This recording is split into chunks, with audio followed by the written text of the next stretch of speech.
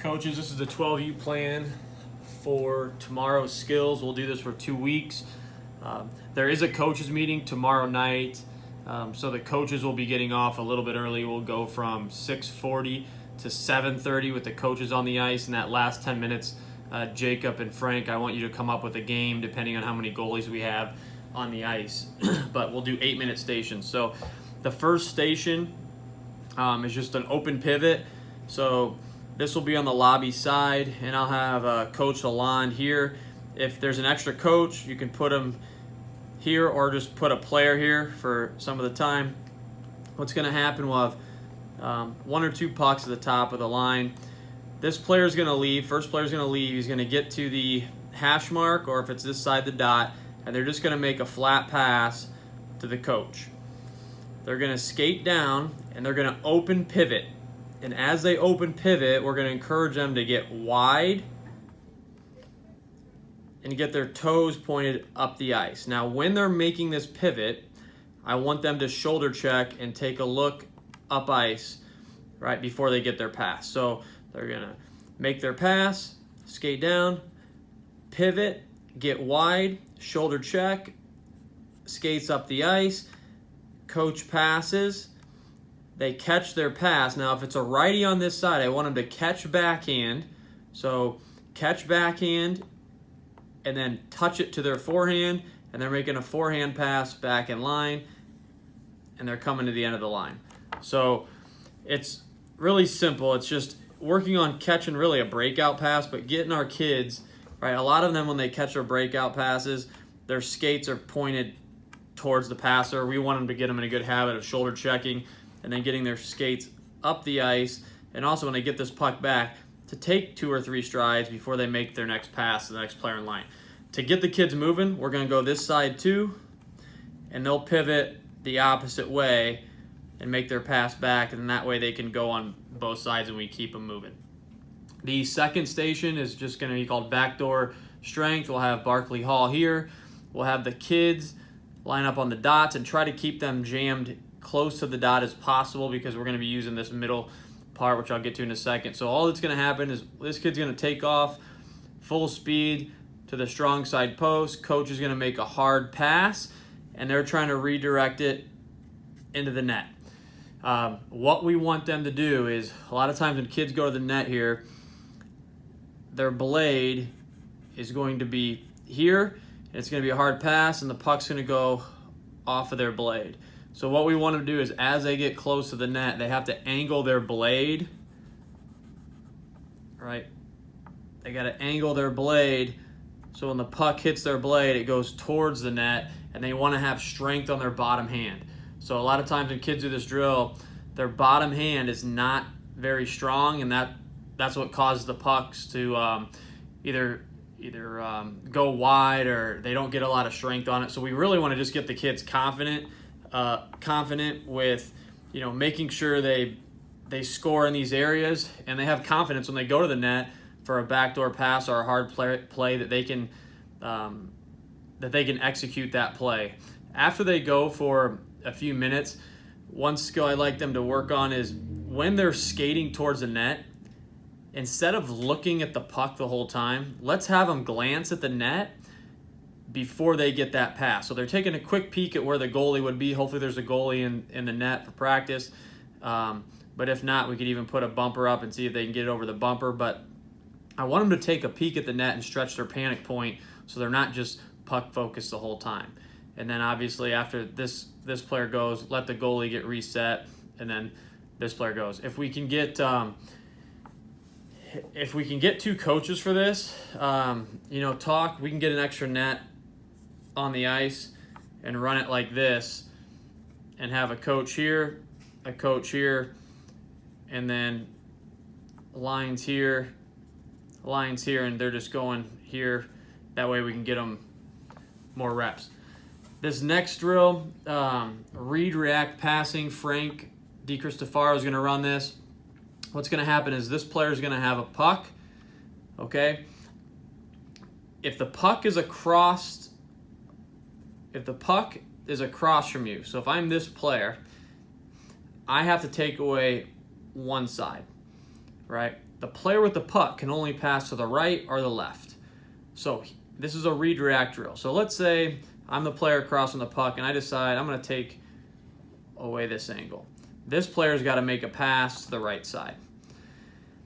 After I angle, right, I go to the back of the line, and then this player now, the puck's across from him, he has to take, or she has to take away the right or the left side. So it's a continuous drill where it's not automatic. So the players are going to struggle this week. That's okay, but we want them to get used to angling. We want them to get used to being able to react to things on the ice. This isn't an automatic drill. So once again, puck's here, player across, takes away either side. If I take away the right side, this player makes a pass to the left. One thing to talk to this player about with the puck, his eyes should be up, right? He needs to understand, or she needs to understand, where the open lane is, right? We just don't want to make a play to make a play. Get them to understand, because what's going to happen is this player's going to go over here, this player's going to panic and make a pass to this lane. So you stop it, Frank, and just say, hey, listen, what did you see there? Well, this player's being taken away, so I need to go to the other option. It's really important, too, in this drill, as it gets moving, that the players have to go to the back of the line after they angle, so they're not blocking the player that needs to angle next. Next drill, Kohlmeyer, it's a two-touch shooting drill. So again, if we have an extra coach, Kohlmeyer, grab one, put him here. But we'll have 2 nets into your station. We'll have about hopefully 4 kids assigned to each net, and you'll need a lot of pucks for this. And it's just a pass. They stop it and shoot it. They're not one-timing it. We want to keep their stick close to the ice on this one. If they are a lefty, they're going to stop it with their backhand and shoot it forehand. So it's just working on a snapshot and a quick release. Very simple. Again, if we have 2 coaches, let's split the pucks up and just make sure the kids are moving spots so they're shooting from different angles. I know Chalker likes to work on this one. Kohlmeyer, that's why I put you at that station.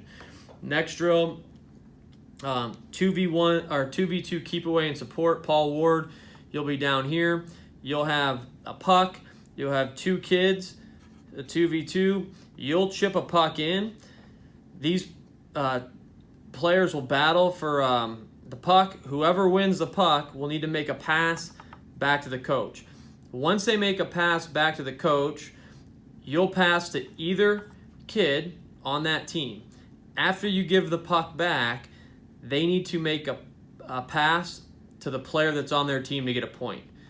So, again, they're trying to keep away, but we're also trying to get them used to finding ways to get the puck to one another in a tight area. So they can do this in a lot of ways. And one thing I would talk to these players about, when Sean and I, Coach Salon, we talked to him last week when we did the gate passing drill.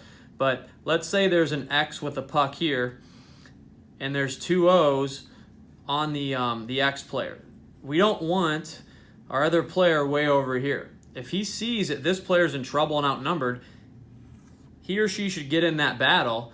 And if this player can bump the puck to him or protect it until their partner comes, that does count as a point. So talk to them. There's a lot of different ways to get the puck to your teammate, right? Whether it's a battle, whether it's a scissor play, right?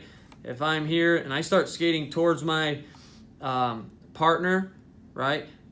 Maybe we exchange lanes and do a little drop, or we just try to get to open space, and it's a very simple play. Unfortunately, the kids only know how to try to get to open space, and we'll turn the puck over a lot in these drills. So please elaborate and stress the importance of, if you don't have a play, don't make a play. Protect the puck, right? Protect the puck until you either hear help, so we can understand the importance of support in small areas, and that we just can't be standing here if we're wide open if our partner doesn't have a passing lane, right? We need to find open ice to make it easier on the puck carrier. Last drill, and I put a link in the email, Rob, for you, and you'll have the middle. So it's important for our goalies, who will be using this area over here.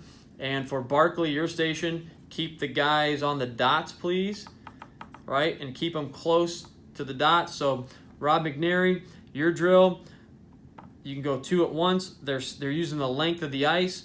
They're skating, and they're going to do a skim stop, so almost a fake stop where they're not getting too deep on their edges. They're almost flat on their edges, and it's just like a decoy. Like if they're pretending like they're going to slam on the brakes and then they move their feet, right? Skim stop, skate, skim stop, skate, all the way down. Now when they do this, let's make sure that their butt is facing the middle of the ice, so they're doing it both ways. So if they start on the right side, if we're looking down towards the Zamboni end, if they're on this side of the line, they're going to face the bleachers when they make their move. This side would face the benches, and just have them stay down here when they're done and just keep the kids moving. I want to get a lot of reps in. We've got a shooting station here where they slow things down a little bit. They'll slow things down here, but this station there should really be a lot of movement. Paul Ward station, there should really be a lot of movement in here. They should get tired, and this station the same thing. If we can get 2 coaches and we're doing these pivot passing drills, there's a lot of room. So make sure you keep them moving, Rob. Even after they get past the blue line, the next 2 players go. So I will send out the plan. Thank you. And a reminder, coaches, you have to get off the ice at 7:30. So we'll do stations for 8 minutes apiece, and then Jacob Kohlmeyer and Frank will have the whole crew. And you can decide what game you're going to do for the last 10 minutes. Thank you.